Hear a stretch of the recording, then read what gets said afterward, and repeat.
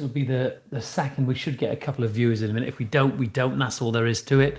We're going. What we're doing now on a Saturday morning. I think I am live now, testing this new bit of equipment. The idea about using this podcast mic is to make sure that we try and get good audio out there so people can actually hear it a little bit better. It's not certainly about egos. So we did a first call in this morning with Rachel and Rick. Rick never come on. Jake, sorry, I do apologize. So we did a first call in this morning, and we'll be posting that in the near future with the recording of Jake and Rachel. So they run a business in Sutton Coldfield. It's called Bespoke Garden Designs, and they were really, really nice people. We did a shout out for Rachel's mum, Sandra, just to say hello there because she wanted to hear it all. Hopefully in the near future we'll be going out and visiting Rachel and Jake on one of their projects. Bespoke Garden Services. I don't know what you actually think of that, but certainly garden design. It just says it in the name itself, and it's absolutely perfect, I think, in my opinion. But who am I to say? We've got 5 live viewers at the moment. Thank you for joining. If you've got any questions that you want to put to me, what we're going to be doing on a Saturday morning now, we're going to go live a little bit more with this, and not just for landscapers, but for consumers as well, who have possible questions that they want answered and they just need some advice on. And this is where they can come and get it. Not that I've got all the answers all the time. Certainly other landscapers that are on, who have subscribed to the channel, add a huge amount of content. They promote good, healthy dialogue, and that's what we want. And I certainly make mistakes. I made a mistake with my current project. I'm calling it My Everest. I'm loading a video up now as we speak. And I forgot to put that capillary groove in, that drip one underneath the slate paving that we used for the steps and that we've used for the coping stone. And guys on the group, on the subscribe to the channel, they reminded me that I needed to put it in, and I forgot all about it. I've had a lot on my mind at the moment, a lot of things going on, and it's always difficult to sort of get to do videos. And when you're doing videos and you're working at the same time, it's not easy, and you've got to deal with customers, neighbors, suppliers, family things that go on, and other businesses, potential clients that we have to deal with on a regular basis. Whilst I was up there working in Ebervale, I went over to see Dan Price, an absolutely cracking guy, and we went and seen him and had a look at his project. So when you're doing all these things all the time, you are going to make mistakes. There's no ifs or buts about it. You are going to make mistakes. I'm going to get from Northern Ireland. We got Knowsley joining all the way from Northern Ireland. Hi, bud. How you going? Thanks very much. I was just looking for my glasses then, because I tell you now, 56 years of age, the last couple of years, I've actually started using glasses. And if anybody wants to give me a thumbs up, if they can hear and the audio is good, that'd be really, really appreciated. So good afternoon from Hertfordshire. That's Faisal. Let's have a look now. Let's get on there. Let's get my glasses on. Faisal Hamid. Hamid, how are you? Good afternoon to you. It's good to see people joining. Nosy all the way from Northern Ireland. I want to do these live feeds. I want to get them out there, and we've got a thumbs up. We got this microphone now to try and get the audio right, and rightly so.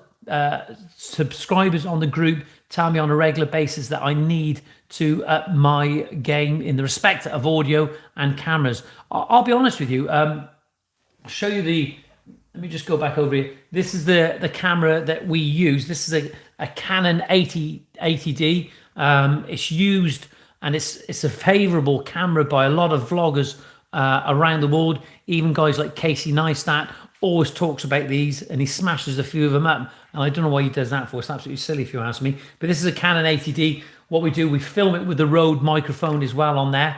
But in the studio, this doesn't necessarily need the Rode mic. This Rode mic is good, and it's great in the wind. Yeah, Faisal, thank you very much. Really appreciate you coming on this live stream there. So that's what we film is when we finish the projects. It's got a liquid crystal display on the back. You can take that out round and turn it round, and close it, and we can see what's going on with there. The batteries, I've had the batteries a while now, and I haven't used this camera much.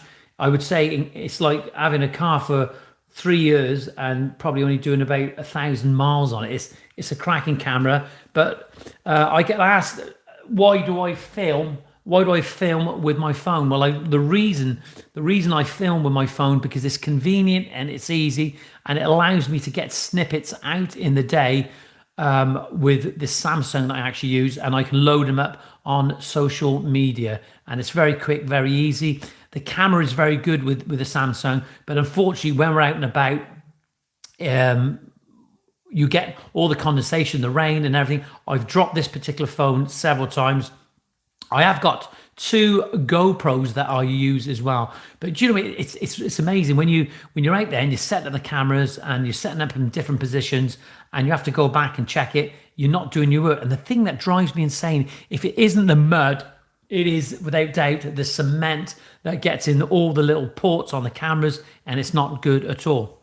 And for us as a business, as I said, when we finish a project, we like to get the images or the video content on a decent camera, and you'll find it with those videos that you won't have me talking on there. It's just a little bit of music, and sometimes the before and after, and sometimes the during. So it's always interesting to know what you guys think. You know, this channel isn't just about me, it's about you, because I learn from my subscribers. Yeah, moving on a bit briefly now. I had lost a member of staff this week, not down a manhole or in the woods or wherever, or in the mud. We lost Jack. Jack's decided to move on to pastures green for Jack, and I think it was a fantastic decision that Jack had made. You know, Jack's had he's played a major part in producing the videos. He's brought his own style to things. People always said that, you know, why isn't he smiling? Is he miserable? No, Jack is actually good. He's a great guy. We have great fun with him, and he was always good. Jack's going to stay in touch. He is a local boy. Went to school with my kids locally, so Jack will stay in touch. And it's going to be sad that Jack is actually gone, but he's still around. He's still around, and he'll probably help us out again in the future. So Jack's going to go off. His thing is geotechnical drilling, where they take those earth cores out, those sample cores, for testing when they're building bridges and roads. And that's what he likes. That's the thing. He likes getting about. It's a bit of an adventure. He actually went once to the Faroe Islands, just off Scotland. So he went there. We're going to miss Jack, great guy, but we've got Eloy. Eloy worked for me in the past, and he's come back recently. And do we take on anyone else again? But do you know, for me, it's not about producing quantity of work. It's about producing quality work. You'll see sometimes that some people will comment on the channel and say you've been on that job for a while, but the videos don't really reflect the timescale, the daily diary of what we're doing on those projects. So it doesn't really matter what people think all the time when they come up with silly things, but that's fine. They don't understand, and we need to explain that to them. I try to post, if I can, every other day, but it's so difficult when you've come back and you're working in the cold and the rain, and you've come back to the house, you've come home, and all you want is a hot cup of tea and something to eat, quick bath or a shower, have a rest, and then go to bed. You don't want to sit on the computer producing videos. I try to give a daily diary of what I'm doing, so people can actually see the progress as and when it's actually happening. So going to try and get on that again in the future. I'm probably going to get another little camera on site, which we need to be able to use that so we can upload quickly to the internet when we come in. So I'm using a Samsung, and the problem I have, I'm so belligerent when it comes to using what I want to use, and we've got an Apple. Okay, we've got an Apple computer, and really the Samsung, is it compatible with the Apple? Well, no, not really. And I have to do things in a roundabout way. When I come in, I upload all my video and my picture content on my cloud to Apple, and then what I normally do is I click on all the images that I want to be in the content for the next video. I download them, and then I upload them then to the iMovie. I use iMovie. I don't use any other at the moment. Maybe I should use one of those Premiere Plus film editing apps that I should probably download. I think you've got to pay for them, but that's absolutely fine. There's no problem at all with that. Do I need to improve the content? Yes, I do. Do I need to improve the quality of the content with the photo, the videography? Yes, I do, without a shadow of a doubt. But at the moment, it's real, isn't it? It's organic, it's real, and I don't know what you actually think of that yourselves, whether I should improve on that or it is what it is. Look, it's so important to show my appreciation to all the people that watch the channel. It means so much to me. And again, I make mistakes because what I should have done, I should have had on here. I don't know if I can actually do it at the moment because I've got this app running on here. Now I'm unable to do it, and I should have got it up. But I should look at people's comments so I can actually read what people are actually what they've said about and maybe I should have written them down. But that, as per usual, that's me. I'm so unorganized in some ways, and that's me. That's just what I do. And even now, I would love to read like Alan and Justin and Phil, all these people that contribute to the channel. It means so much to me. And if you feel that you want to contribute in some way in how we can improve this channel or what content or what we should be doing, one of the things that I get asked for is to do tutorial videos on things. And like I said, when you're in the rain and you're out there, it's always difficult to do a tutorial video because you've got to do your work at the same time. So you've got to get those little snippets and take those snippets, those little snippets, and just get them loaded up when you come back. And hopefully that you can get enough information out there. Just to give you a bit of insight, and I let's touch wood now. We hope it does that, and we're touching oak wood at the moment. We are open to open a small unit, okay, where we can do some media from, maybe get the consumer down there and talk about landscaping. If you've got any questions about landscaping, you come along and you can ask us. We might not be able to do the job for you, but we can put you in the direction of somebody that who can do the work for you, and somebody who's reputable in their field. I suppose that there are some that know, but I help to run. I did start it, but I have to give credit to the guys that helped me to run it, the moderators. We run a Facebook group called Landscape and Survival with Johnnyboy, and on there, if you're a landscaper, you can come on there, you can join us, okay, and there are a lot of landscapers up and down the country that can also help you if you are a budding landscaper and you want to improve. It's a great group. There's no bullying going on there, and if it did happen, we won't allow it. So get on there. It's called Landscape and Survival with Johnnyboy, and it's on Facebook. There is a Facebook page. Don't get confused between the group and the Facebook page. So you can get on there and have a look at that. If you want to join it, fine. If you don't want to join it, that's absolutely fine as well. Also, with the green top landscapes, you can go on Facebook and you can see some of the finished images and pictures that we've actually done. I'm always here to help landscapers and consumers alike, and certainly what I try and do, certainly on my Facebook and on my media, on my Instagram, Twitter, LinkedIn, it's all about positivity. It's so important that I'm seen as being positive, and we're there to help people certainly through their mental health as well, because even I suffer at some points. Just got Debbie McGee just come in now, and if there's anyone out there that wants to offer me any technical help on doing my videos, I'd appreciate it. After all, I'm not an expert. Any help is appreciated. I'm going to read that out there again now. So Debbie McGee's just come in there, and not the Debbie McGee. She's a fictional character. She says, if there's anyone out there, she says that that's what I'm saying, apparently. If anyone's out there that wants to offer me any technical help on doing my videos, I'd appreciate it. After all, I'm not. Oh, on my videos. Oh, yeah. So if anybody out there wants to, well, I think a lot of guys actually do, and girls, they do actually offer that help, Alison, or Debbie, I should say, on how I should do the videos. And we, like I said, it's always going back to that getting cement and getting your phone, your camera equipment, getting it wet and all that sort of thing. It's not a good thing. Somebody said that to use the Canon 80D to get a cover for it, but I am not a videographer. It's so difficult when you're producing the content that you try and protect your equipment as well at the same time. Sounds a bit rude, protect your equipment. So I need your help. I need your help to improve the quality of the videos and the audio. As you can see, I've made an effort with this now, and I think it's working. We've done some tests this morning, and it was a little bit stressful. But Alison's really, Debbie, I should say, is really technical, gifted when it comes to that sort of thing, and we do get through it. Well, she gets through it and sorts out. I have no patience whatsoever. There's lots of things that I can't do or I don't want to do because it's not my field.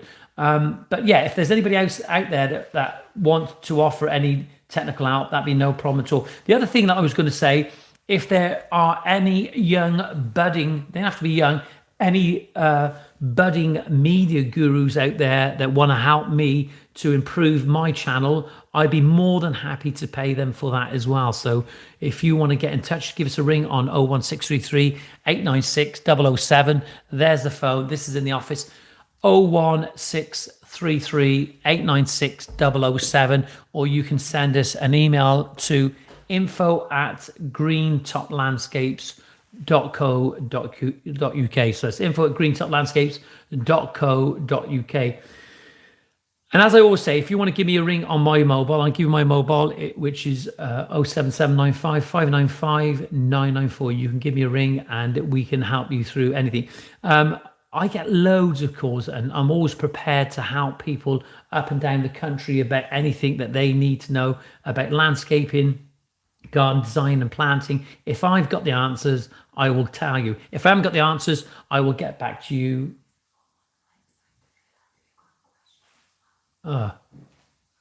Right. So what Debbie said, there is a form on the website. If you have any questions, you can just fill it out, and the website is www.greentoplandscapes.co.uk.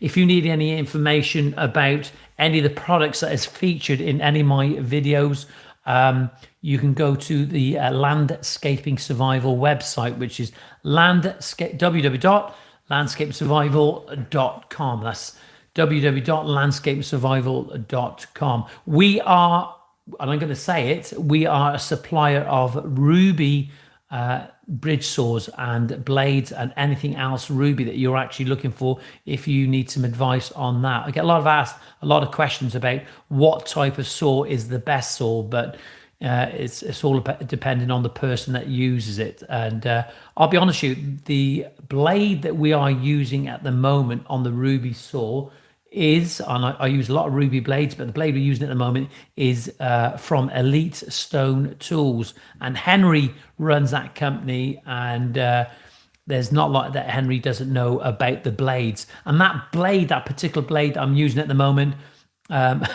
when the ruby reps come out and say to me, John, how is the blade gone? Have you changed it for different products? I just tend to, it's like you're just using that blade. And I'll be honest with you, we're using a porcelain blade at the present on a slate product, that 30 millimeter slate product. So, yeah, it works and it does. Whether it's affected the blade, it probably has in some respects, because what you find with diamond tip blades, you get a buildup of the binding in between where the diamonds on the blade, and you get a buildup, so you have to run it through a different material now and again.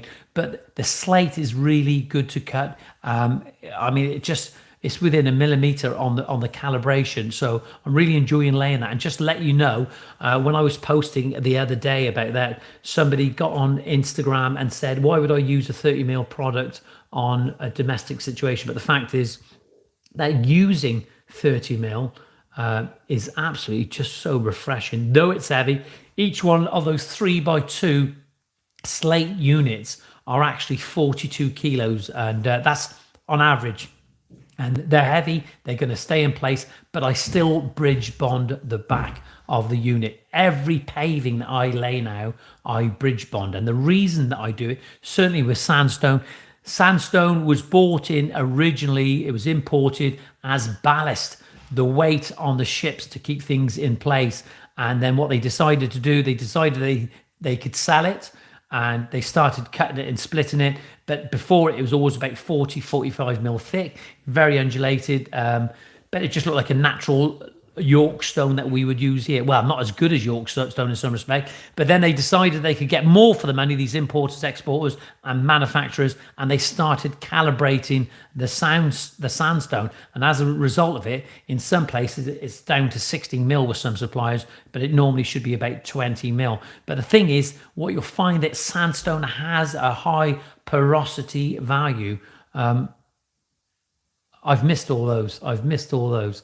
Dean Kennedy's on here. Yeah, sandstone has a high porosity value, and it will soak all the water up, okay? And that's when you get delamination.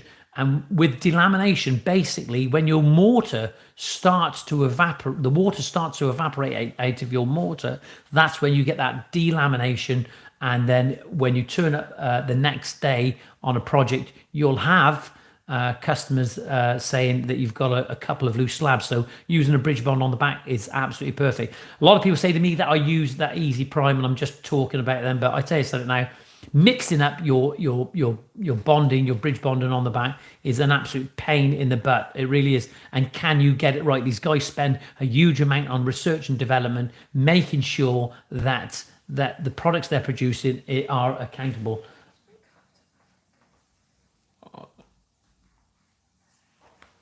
Debbie McGee's come back in the office again. Joe, I've just noticed on there now, there's lots of people on here and they've asked lots of questions. Gareth Jones says, hi John, Alison, doing a cracking job. I think the videos are well put together, pal, and appreciate the fact that you're working in wet, dirty conditions, and so often the phone is sufficient, safer, and capture. Gareth, thank you very much. And duly noted, I totally agree with you 100%. Half bland afternoon, John, from a very wet Southampton. No blocks being laid today. Well, yeah. Is it wet down in Southampton? I've got a friend down there, bud, called Dan Cooley from Lawn and Order, and a cracking guy. And it'd be good to sort of link you up with some landscapers in different areas as well, of course. Just go back to some of the comments. Paul Warthog says, which ruby saw would you recommend for cutting 20mm porcelain tiles? Or is it all about using the right blade? Well, Paul, I'll be totally honest with you, right? There are, without doubt, a number of factors, and certainly it is about the motor size. But what you'll find now is that a lot of porcelain is very long and linear, and sometimes my friend Carl Berry from Rugby had bought the 850, and it just wasn't big enough for that. And some of the smaller saws don't have the plunge facility. And what you've got to remember, I'll just go back to Paul now. What you've got to remember with the porcelain, you've got to make sure that when you're choosing that porcelain for your client and you're giving them some advice, or if you're choosing it for yourself, it's got to have an R11 rating. An R11 rating is the slip test, and make sure it's sufficient. It's the British standard. But the other thing, of course, is whether your porcelain is full-bodied. Full-bodied, basically, when you're cutting the porcelain, if it's full-bodied, you should be able to start one side and go all the way through, maybe drop down on the end just to ensure that it doesn't break off. But if it's not full-bodied and you're cutting through it, you've got to drop down on both sides, and then as you're cutting backwards and forwards, right, and you can cut backwards and forwards, it's absolutely fine. And when you're dropping down, you're going parallel, even cut all the way, because you get what we call tension, and the porcelain will break off and snap, and you can lose a lot of paving on that. It's peeing down, he says. Yeah, absolutely fine. From a very wet Southampton. It's all right. You can say that. It's no problem at all. We're all grown up here.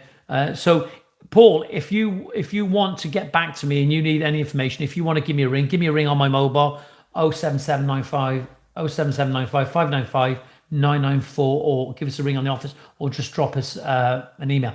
Dean Kennedy, your landscape survival beanie hat will be going out. It is sorted. They are in here, so they'll be going out. Keep up the good work, John. Hi from Cambridge, J&D Landscaping and Fencing. All the best, bud. I don't know whether, apparently we're going to be having a dump in Wales tomorrow, maybe. I don't know. What jointing compound can you suggest to seal between my patio? Jointing compound suggest a seal between my patio. If he means a grout, sorry, bud. It was done recently on November the 20th, but it seems just a sand and doesn't set to seal the spaces. Nosy, give us a ring, mate, if you like. Give us a call and we can have a chat. Drop us an email with your number on. I'll give you a ring back or you can give me a ring. Love it. Leave it as it is, says Shads. I will, bud. Thanks. I really appreciate that as well.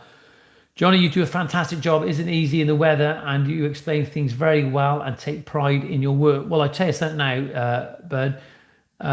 You're a legend, John. Appreciate it. It's here. I just got to get Alison to send it out. They are here. Good morning, Johnny boy. Watch all your videos. Keep me motivated. Best of luck from Cork in Ireland. Griff Kill. I just love it when we get the Irish boys on here. Just let you know, my sister was born in Cork. My father spent a lot of time out there when he was a young man with my mum, and two of my sisters were actually born in Cork. So thanks for joining. I really appreciate your comments. It's good to do these live streams. And remember, I'm here to help. It's not about me. It's certainly not about my ego. When I'm out and about in the mud and the rain, it just takes me back to when I was a young kid working on the groundworks years ago. When you're out and about, that's better. I can see better now. My eyes are getting worse. So it's not about me. It's about you. It's about bringing a community together, whether it's the consumer or even the landscaper, and to ensure that we are accountable for what we do every day. As my friend says to me, Mark Gregory, it's all about the attention to detail. And it's not just about attention to detail as well. It's about belt and braces, which means basically the same thing. Belt and braces, making sure that you do everything. I don't know what you guys actually think, but how do you produce your quotes? I'd love to know how you produce your quotes and what you produce them on. Adam Wright, hey, top man Johnny. Adam, where are you from, mate? Thanks for joining this live feed at the moment. I'm going to start doing a few more of the live feeds like I used to. Paul Hot Dog, thanks for that. I do enjoy watching and picking up from you, Johnny boy. Very informative and helpful. You do a fantastic work. Paul, I make mistakes, mate. I really do, because I'm always in a hurry. I'm like a bull in a china shop sometimes, and certainly when it comes to a flat pack, doing DIY around the house, I'm absolutely pain in the backside. There is no finesse whatsoever. John, what do you prefer, jointing compound or grout for porcelain slabs? I'll tell you now, Jamie Way, I would definitely go for a porcelain grout. There are some fantastic products out there, but I can't comment because I haven't used them. And you only can speak, as they say, you speak as you find. And without a shadow of the doubt, for me, at the moment, and at the start, when I first tested it, I wasn't sure about it, but the Easy Grout from Aspects, I mean, it's a game changer. It really, really is a game changer.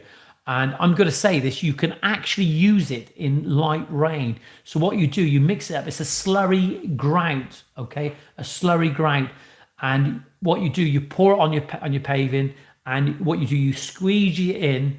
There are some videos that I've done on it. We're going to be doing one soon. We've got a patio that we haven't done for weeks now. I'm really frustrated. I'm not worried about it, but I really want to get it grouted. And what you'll find is that it's so important that if you use this product, that what you try and do is only do what you can manage. Only do what you can manage. Some people get in a bit of a state because they mix up too much at a time.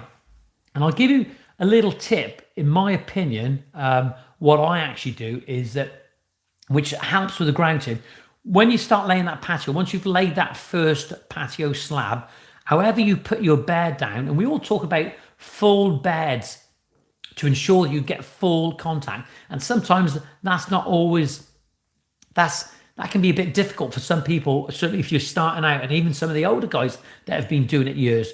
Just get these glasses back on. So what I actually do, once I've laid that first slab, I've got it in position, then I lay my next slab. But what I'll do, I'll lay it dry, okay? I'll lay it dry without the bridge bond on, I mean. I take the slab back up and I check for the voids. And I'm sure a lot of you will actually do that, and it makes sense. Check for the voids, put some more mortar back down. Then what I'll do, then I'll slurry prime the back of the slab and then put it down. And what you'll find is if you lay tight, then pull away to create your joint. With porcelain at the moment, for me, I'm working with a 4mm joint. I don't know what you actually think about that, but when you pull the slab away, okay, a lot of guys will run the trowel along the last slab they laid, and it creates a void for the mortar to push down in. But certainly when you're using the porcelain and you're using the grout after, it's not a cheap product, with any of them. They're not cheap, but they do their job, so they're worth their money. But what you don't want to be doing is losing your grout in those big voids.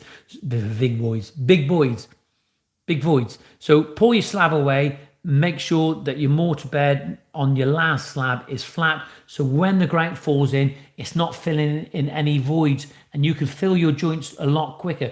With the easy grout, when it falls between the joints, what happens when it's between the joints, it starts to heat up and it starts curing quite quick. It is a rapid set, but anything that's left on the surface is going to come off quite easy. So as it dries in the joints, but make sure that you don't put too much water down initially. You can give it a light sponge over, so when you're working the slurry around, it will slide over the surface of the porcelain. I'm more than happy to talk to any one of you about that at any time.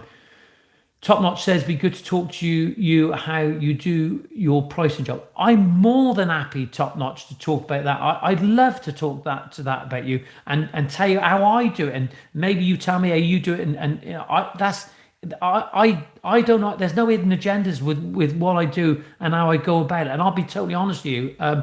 It's great to work out things on a square meter to see where you are, but I think that sometimes in the industry, people get lost in that and they start competing with other landscapers on price per square meter, and it becomes an auction house. And you'll find that one landscaper has different overheads to the other landscaper. And I did this the other night on a live feed on Landscape Survival, is that one landscaper could be mortgaged to the hilt with 3 kids, and he got a couple of guys working for him. And then you got the other guy who's just finished out of college. He's gone work for himself. He's worked for somebody else for a couple of years, and then he's working side by side with and competing with jobs with another guy.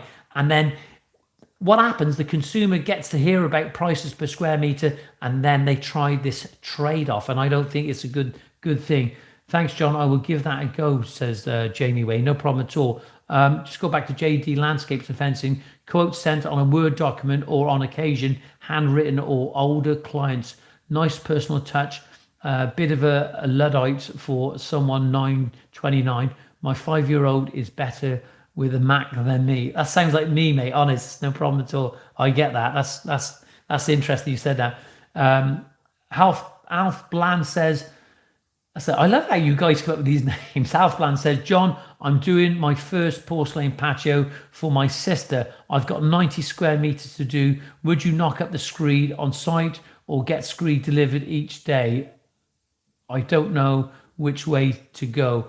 90 square meters. I think it depends on how fast you can lay it. So for me, I think in that situation, my advice would be to mix up your own. And I've told guys before, what I actually do is that if we're mixing our own, we literally mix it. It comes out the bag straight in the wheelbarrow. We chuck a little bit in there, then we tip it on the floor. We mix it over again, and then we lay it that way. And I think I've talked about this a few times, Alf Bland, when it comes to. Oh, sorry, I've been pricing work for the artist for part of 25 years, and I still often underestimate. So just go back to what Griff says. I want to make sure I get everybody's comments on it. I've been pricing work for the artist part of the 25 years, and I still underestimate the time involved. Yeah, we do, bud, and I totally agree. I just want to pick up on that. But just going back to what Alf Bland said about 90 square meters.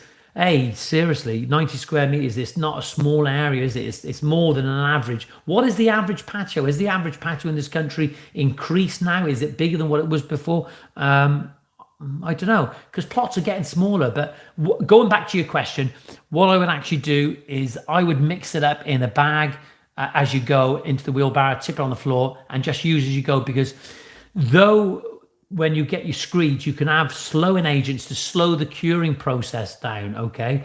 And that plays a major part in whether your patio is going to succeed and have longevity, is to ensure is to ensure that you don't get rapid curing. Rapid curing is not a good thing. So I would mix it up gradually and think of those bags. Make sure your sub base is correct. I've talked about this before. And I'll be honest, the job up in Ebervale, we were a bit low with the sub base, and we were. I ain't gonna hide it. We were low. We were over 3 inches thick in some places, but time had pushed on, and we needed to get it done. So we just did it, but it's gone off solid. You could drive a tank on that. We put a lean mix down, which is, I could talk about PQC's paving quality concrete.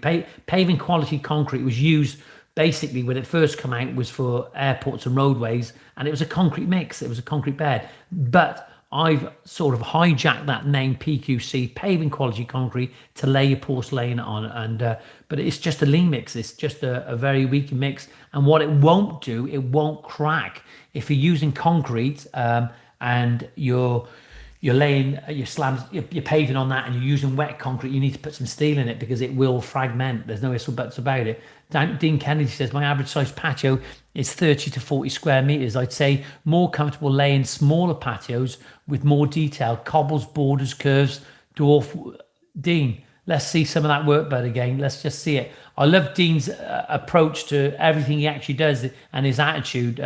He said the average patio is 30, 40 square meters. That's interesting. What's everyone else's opinion on that? Halsben says, I've got 9-inch base of crush. Absolutely fine. What I would do over that, I would put probably a screed mix on top of that, so that whatever you're laying on top, it will adhere to. But then again, if you're laying your screed mix anyway on top of that, you want to make sure that you've got plenty of binding in your sub base, because it's the binder that makes the difference. What happens is if you don't have the binder, you get a lot of voids in between, and then you get a thing called expansive soils. If the ground starts swelling, it starts moving. That's why I tend to use a lean mix. You've got to remember, these clients are paying a lot more money for their porcelain. Well, in some cases, I like to think it's more money because it's more of a quality product. Look, it's great having all you guys getting involved with these live streams. If you feel there's anything else that you want to talk about, or you want to discuss, or other things that you feel that can be improved with this channel and improved with dialogue with landscaping and landscaping disciplines and what we do on a daily basis, if there's anything more that you feel that we can bring to the forefront and we need to show, just let me know. It's amazing how time goes by when you're enjoying yourself. We've been going now for 37 minutes and 41 seconds, nearly 38 minutes, 40 minutes nearly of talk by me. And I hope I haven't done your ears in. And it's just great that we've held this steady stream with 26 live viewers. Before I go, I would like to know what you think the title of this video should be on the internet. And I'm not going to go yet until I answer some of the questions here again. John helped me with my first porcelain project, lads. Was slightly skeptical at first, the method, but we went for, but we used a semi-dry screed, approximately 45 square meters, 50mm screed with no steel. There you are, Dean Kennedy. You're an absolute star. We will have a beer together one day. Then porcelained on rapid set adhesive. There you go. That's how Dean did it. Rapid set. I think Ball adhesives do a large format exterior adhesive for porcelain, and you can lay up to 20mm thick with that. Saves a lot of mixing time. Paul F says average patio size around is 30 square meters. Well, yeah, well, there you are. That's what Dean said, I think, on his previous 30 to 40 square meters. That's interesting, isn't it? As the average patio increased over the years, I want to know, Paul, where are you from? I want to know where you're from, Paul F. Guys, that's it. Thanks for joining. I hope you've enjoyed this edition of this vlog. I want to know. I'm not going to go anywhere for a moment to at least get one person to tell me what they think that this vlog should be called, because it's so important that other people see this vlog. So we need a good name to give it some good exposure. So if you've got any ideas about what this vlog is called, maybe Dean, you have at the moment. Ben says, love to watch the videos. Keep up the good work. All the best. Paul F is from Gloucestershire. Paul, Thanks, Ben. Thanks very much for that. I will keep it up, mate. Thank you, and I really appreciate it. Paul, I am actually from over that way originally myself. I was brought up in a small village called Newent, just heading towards the Forest of Dean, just by Huntley that way. Yeah, great place, great country, great people. Well, it was when I was living there. So there you go. So if you've got any idea of what we should be calling this vlog, now just reading what other people said. If you've got a title that you think that we should be calling, I'd appreciate it. So I'm going to get this out there. We can change the title at any time. So if anybody wants to send me a message that they feel that this vlog should be called, thanks for joining. I've really enjoyed it. I'm going to start spending a little bit more time talking to people, because this is what we've got to do to ensure that this industry improves. Thanks for the information, John. Catch you soon, bud. And you, bud. Take care. Paul, all right. I lived in Alberton. Yeah, I know it. I know Alberton. Be interesting. Maybe one day we can come over and do a vlog with you, Paul. Dean Kenny, thanks, John. Wise words. Speak soon. Cheers, guys. All the best. That's it. As I always say, if you can't say anything nice at all, just don't say it. But the most important thing at the moment, be safe. Johnnyboy's chat line. Maybe we will. Cheers, bud. No worries. Take care, guys. All the best. Have a great weekend.